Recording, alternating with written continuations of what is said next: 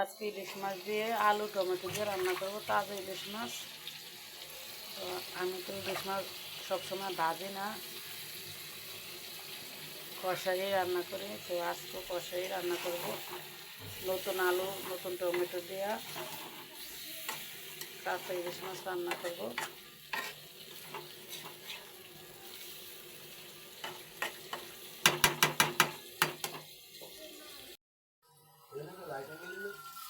আচ্ছা, লাইট দিনে লাইট ধরাম কি আছে।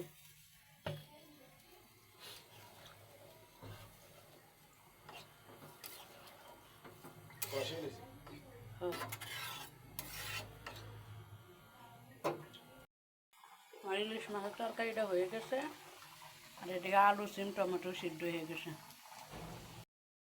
মাছের তরকারিটা হয়ে গেছে, এখন নামিয়ে নেব।